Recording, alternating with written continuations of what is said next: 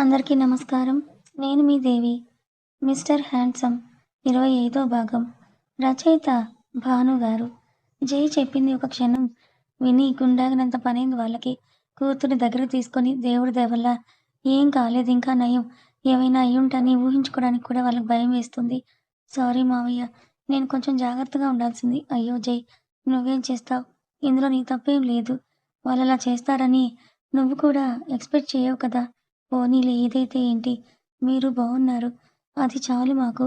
నవీన్ గారు, మైథిలి, జై కలిసి చక్రవర్తిని చూడ్డానికి బయలుదేరారు. వాళ్ళ వెనకే ఫుల్ సెక్యూరిటీని అరేంజ్ చేస్తాడు జై. ఎవరికీ ఏ అనుమానం రాకుండా వాళ్ళ నాన్నని చూడ్డానికి జై మనసు తహతహలాడుతుంటుంది.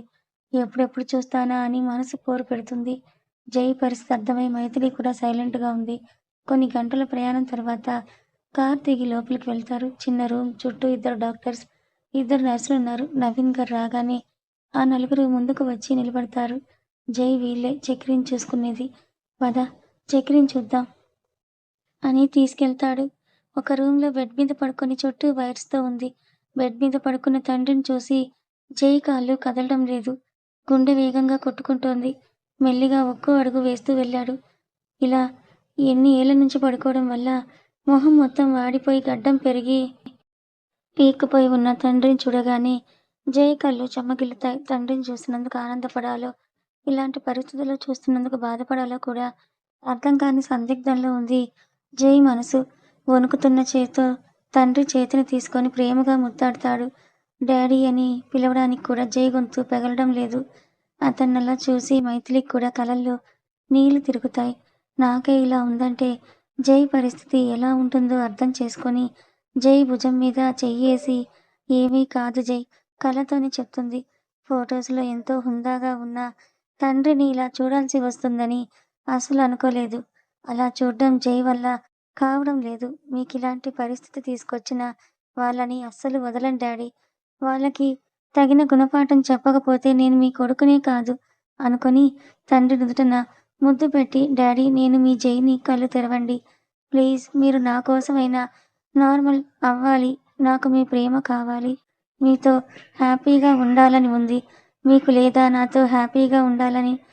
మీకు నేను వద్దా చెప్పండని ఎమోషనల్ అవుతుంటే జై కంటి నుంచి కన్నీటి బొట్లు చక్రి చేతుల మీద పడగానే చక్రిలో చిన్న చేంజ్ వస్తుంది. అది చూసిన డాక్టర్స్ వెంటనే ముందుకొచ్చి చెక్ చేసి, సార్, ఇన్ని రోజుల నుంచి ఇతనిలో కొంచెం కూడా కదలిక రాలేదు. చిన్న మార్పు కూడా లేదు. కానీ మీరు మాట్లాడగానే చిన్న చేంజ్ వచ్చింది. మీ మాటలు ఆయన మీద ప్రభావం చూపిస్తున్నాయి. దీన్ని బట్టి ఒక్కటి మాత్రం చెప్పగలను, మీ వల్ల ఖచ్చితంగా మీ ఫాదర్ కోలుకుంటారు. ఇలా చెప్పకూడదు కానీ ఇన్ని డేస్ ట్రీట్ చేసిన మాకు కూడా నమ్మకం పోయింది. మీరు ఫీల్ అవుతారని చెప్పలేదు, కానీ ఇప్పుడు మాకు నమ్మకం వచ్చింది సార్. ఖచ్చితంగా మామూలు మనిషి అవుతాడు. కొన్ని సార్లు సైన్స్ కూడా ఏం చేయలేదు, కానీ తన వాళ్ళ మీద ఉన్న ప్రేమే వాళ్ళను కాపాడుతుంది. అలా చాలానే జరిగాయి. ఇప్పుడు మీ ఫాదర్ విషయంలో కూడా అలాగే జరగొచ్చు. ఇన్ని డేస్ ట్రీట్మెంట్‌కి అస్సలు సహకరించేవారే కాదు. ఇప్పుడు మీకోసమైనా తను బ్రతకాలి అని గట్టిగా కోరుకుంటున్నాడు. అదే అతనికి సగం బలం.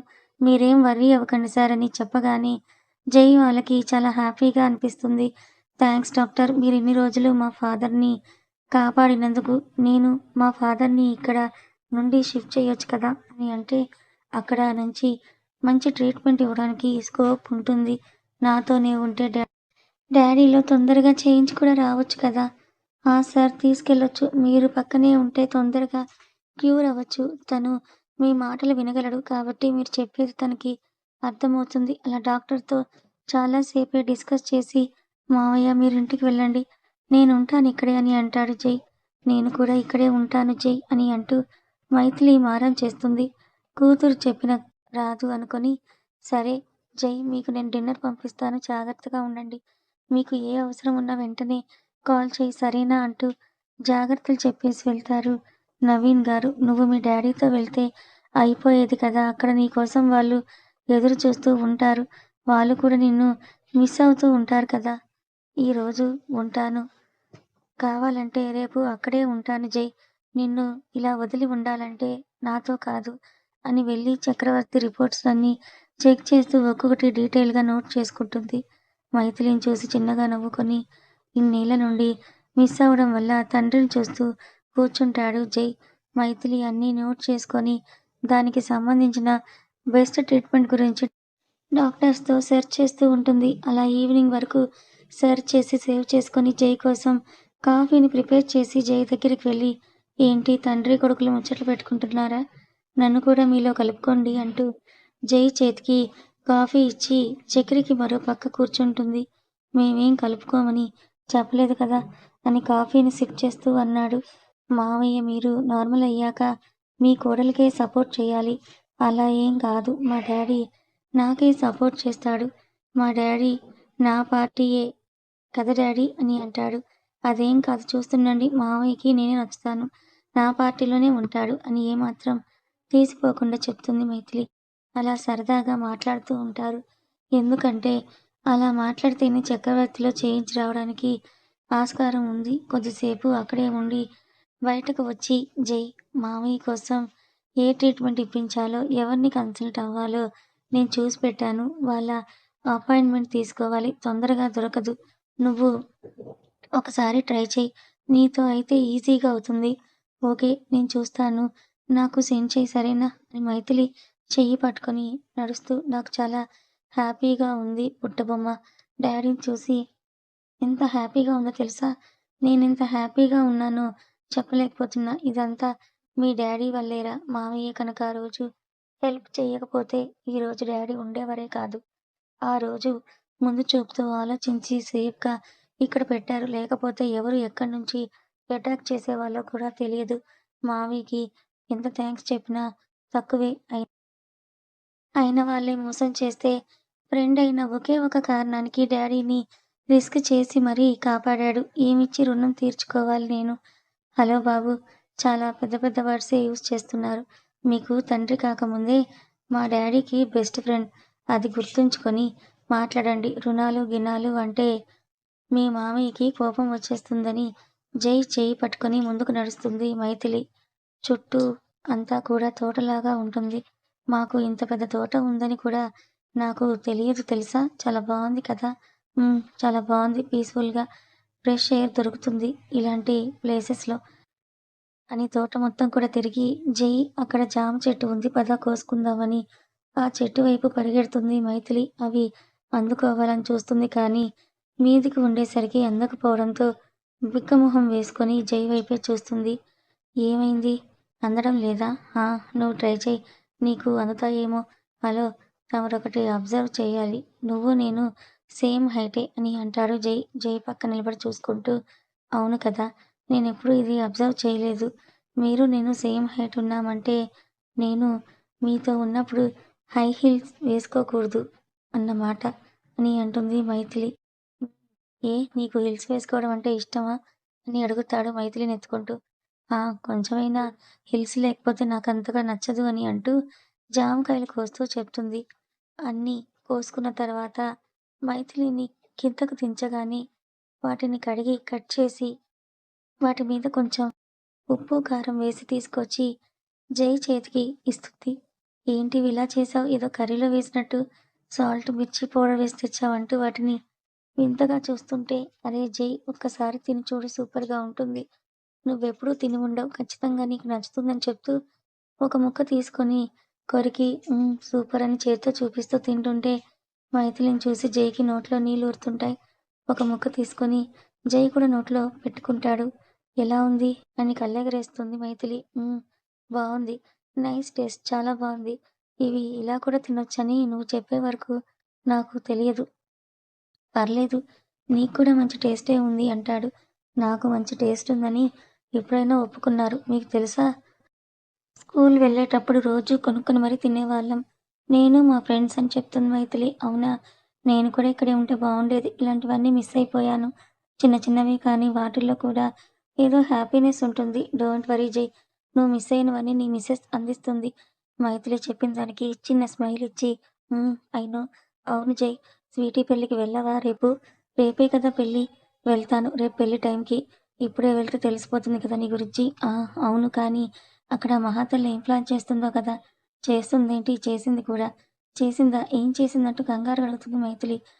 హుహు. అని అఖిలాండేశ్వరి ప్లాన్ మొత్తం మైథిలికి చెప్తాడు. జై చెప్పింది విని వామ్మో! వామ్మో! ఇంతకు తెగించిందావిడ అని గుండెల మీద కొట్టుకుంటూ అంది. ఆ! కంగారు పడకు. ఆవిడ ప్లాన్ ఆవిడకుంటే, మన ప్లాన్ మనకి ఉంది కదా బేబీ! Don't worry. ఏం చేస్తుందో చెయ్యని. నేనేం చేయగలను? నేను చూపిస్తా కదా! ఏం చేస్తావ్? Wait and watch. అలా సాయంత్రం వరకు తోట మొత్తం కూడా తిరిగి లోపలికి వెళ్తారు. వీళ్ళ కోసం ఇంటి నుంచి ఫుడ్ పంపిస్తా అని వాణిగారు చెప్తున్నా వినకుండా వద్దు నేనే చేస్తాను ఇక్కడ అని అందరి కోసం కుకింగ్ చేయడం మొదలుపెడుతుంది మైథిలి. జై డాక్టర్స్‌తో మాట్లాడుతూ ఉంటారు. ఎంతసేపైనా కూడా కిచెన్ నుంచి రాకపోయేసరికి మైథిలి కోసం కిచెన్‌లోకి వెళ్తాడు జై. అప్పుడే కుక్ చేయడం అయిపోవడంతో బయటికి వద్దామని వస్తూ ఉంటే జై లోపలికొచ్చి, "ఏంటి బుట్టబొమ్మ ఎంతసేపు ఇలా కిచెన్‌లోనే ఉంటావు? చూడు ఫేస్ అంతా ఎలా అయిపోయిందో" అని మైథిలికి స్వెట్ పడితే తుడుస్తూ అంటాడు. "వంట చేస్తే ఈ మాత్రం ఉంటుంది జై. నేను వెళ్ళి కొంచెం ఫేస్ వాష్ చేసుకుంటా. మీరందరినీ పిలవండి భోజనం చేయడానికి. నేను కూడా వచ్చి జాయిన్ అవుతానంటూ ఫేస్ వాష్ చేసుకోవడానికి వెళ్తుంది.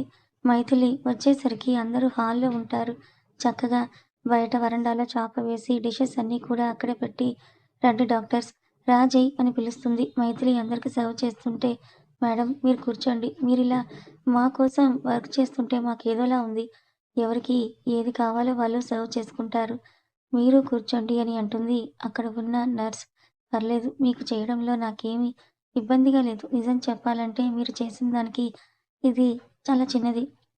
మీరందరూ ఇక్కడే ఉండి మా మావయ్యని ట్రీట్ చేస్తూ కంటికి రెప్పలా చూసుకున్నారు. దాంతో పోలిస్తే ఇదేమీ పెద్ద విషయం కాదు. ఇలా అయినా మీ రుణం తీర్చుకునే ఛాన్స్ ఇవ్వండి అని అంటుంది మైథిలి. మైథిలి మాటలు విని డాక్టర్స్, నర్సులు వాళ్ళకి చాలా హ్యాపీగా అనిపిస్తుంది. అయ్యో మేడం!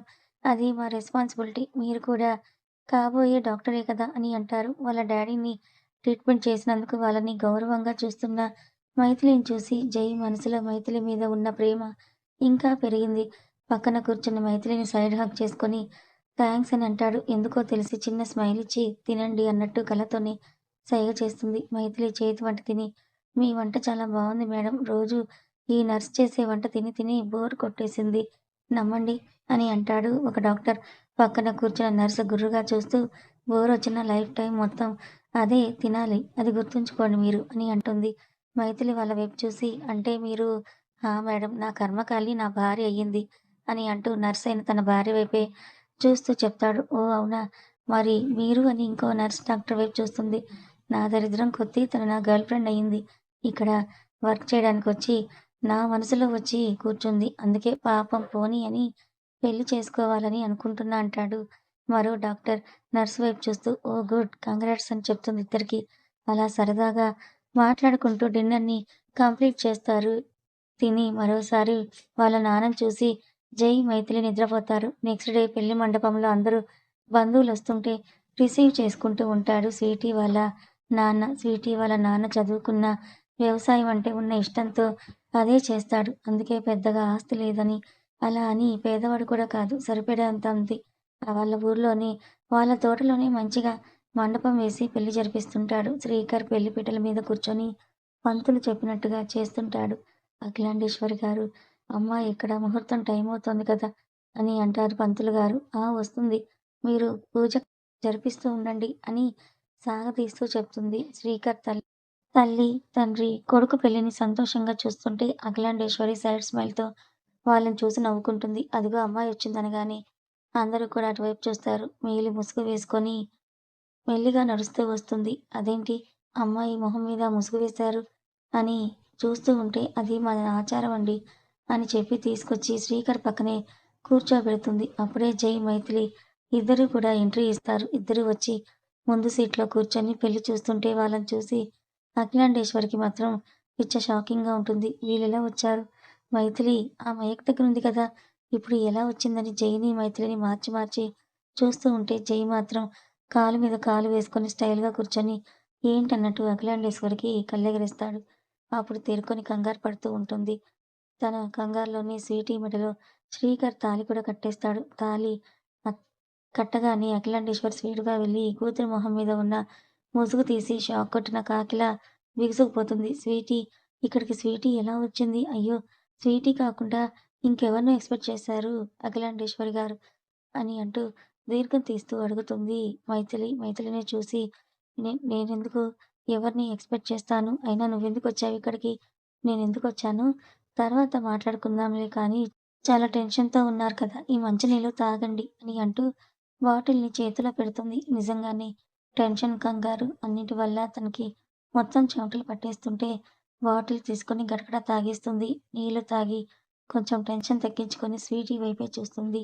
అప్పటికి శ్రీకర్ కట్టిన తాళి తన మెడలో ఉంది. తాళిని చూసి స్వీటీకి ఏమైందన్నట్టుగా కళ్ళతో అడుగుతుంటే తల్లి వైపు కళ్ళ నిండుగా నీళ్ళతో చూసి జై వైపు, మైథిలి వైపు చూస్తుంది. వీళ్ళే ఏదో చేశారన్నమాట అని కోపంగా మైథిలి దగ్గరికి వెళ్లి ఏం చేశారసలు? మీరు నా కూతురు ఇక్కడికి ఎలా వచ్చింది? ఏ రాదని గట్టిగా అనుకున్నావు కదా! పర్లేదు బాగానే ప్లాన్ చేశారు. మీ పీత బుర్రకి ఎన్ని తెలివితేటలుంటే ఈ కాలం అబ్బాయి మీకన్నా 4 ఆకులు ఎక్కువే చదివినవాడు. అంత పెద్ద సామ్రాజ్యాన్ని సింగిల్ హ్యాండ్‌తో నడిపిస్తున్న నా జైకి ఇంకెన్ని తెలివితేటలుండాలి? అఖిలాండేశ్వరి గారు అని స్టైల్‌గా నిలబడి చేతులు కట్టుకొని సూటిగా చూస్తూ అంటుంది మైథిలి. కథ కొనసాగుతుంది.